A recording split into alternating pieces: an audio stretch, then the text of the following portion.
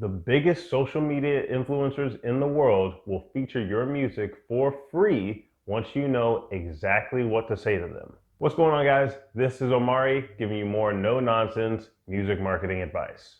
If you're not subscribed already, click that subscribe button and hit the notification bell if you're watching this on YouTube. All right, so let's hop right in.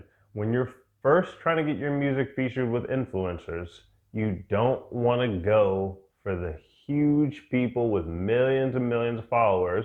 Why?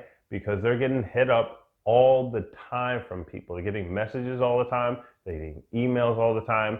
And when you get that many requests, honestly, you need to start charging people for features because not everything is worth your time. Like, you can't feature every single submission you get for free when you get hundreds of submissions a day.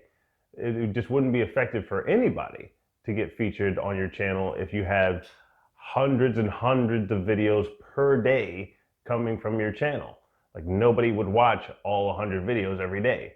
So therefore, they need to charge people, and there's nothing wrong with them charging people. But how do you get it to a point where you can provide them as much value as they can provide you? That's how you get it done for free. So there's a couple ways to go about that. The first approach you want to take is finding smaller influencers. So maybe these are the people with like 10,000 followers or 20,000 followers, or sometimes even as low as like 5,000 followers. These are just people on the rise who don't get messages that often. And so when you want to get your music featured with them, they're a lot more susceptible to saying yes. So obviously you want to target channels that have music that's already similar to yours, or that fits really well with their content. Maybe you even make a custom song for an influencer or a channel that's on the come up, and they feature your music in every video if it's their custom song for their channel. That's how you get featured on a lot of videos. But when you start with smaller influencers, you can message a bunch of them in your niche or in your genre. And so if you get featured on 20 channels that all have 50,000 followers, that's still you being featured to 1 million followers versus going after all the influencers who have 1 million followers and then them hitting you with their rates for sponsored posts.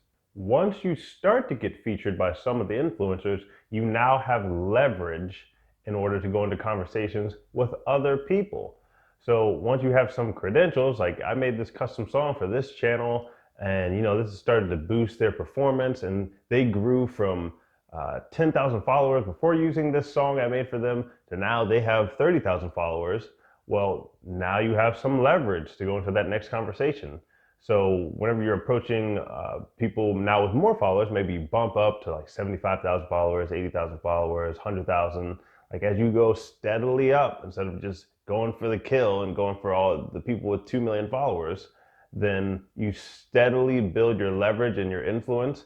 And all the while, like, these people are tagging you in their videos. And so your following is now going up. So now you have more followers. And eventually you're just trying to get to the place where you can swap promotion and swap value. So when you steadily build your channel and you start to get thousands of followers and you find people with similar following to you, then you can feature some of their content, they can feature some of yours. So obviously you have to find people in your niche and your genre, but swapping content is something that influencers do all the time. They collaborate on videos, they feature other people in their videos, and it's a very effective tool to grow quickly once you have a lot of followers. Now, when you don't have as many and you're reaching out to people that don't have as many followers either, you're not going to grow as fast, but you can see how it scales up as you consistently do it. This isn't a one-time strategy. This is a consistent strategy over time. Another way that you can possibly get bigger channels to feature you is by being a very steady and consistent fan. I'm saying that word consistent a lot because just getting this quick fix usually isn't going to happen with this strategy. So when you are a consistent fan and you're not doing things for your own benefit, like you're seriously involved in a channel, you're commenting on videos, you're liking the videos, more importantly though, like you're sharing things and commenting, that's what's going to get you to stand out. Just by following somebody's page and liking them, and then you DM them after a while and say, I've been following you for so long. Well, you're not on their radar just yet. But when you comment on like every post and you provide value on those posts, you're not just saying like, oh, great post, now go check out my music. Like, no, that's not what I'm talking about. Instead, you are fully invested in them.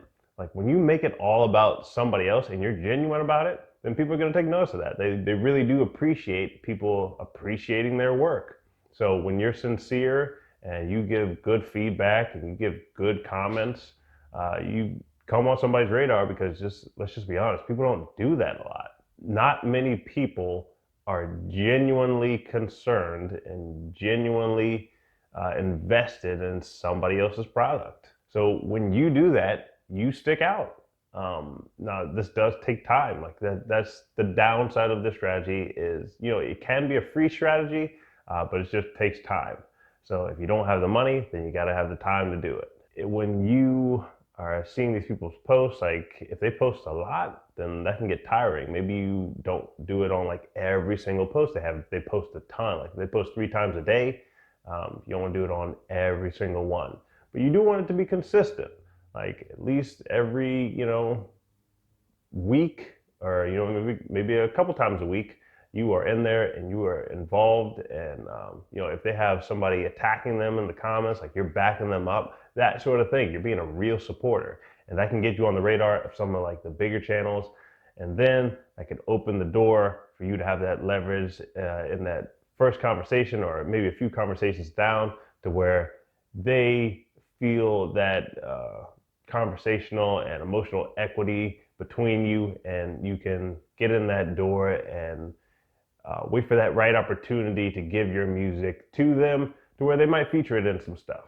So those are a couple strategies, guys. If you found this video helpful, click that subscribe button. And if you're on YouTube, hit that notification bell so you'll know when we have new content out. And also tell a friend about this. Tell another musician so that they can get help too. Thanks for watching, and we'll see you in the next video.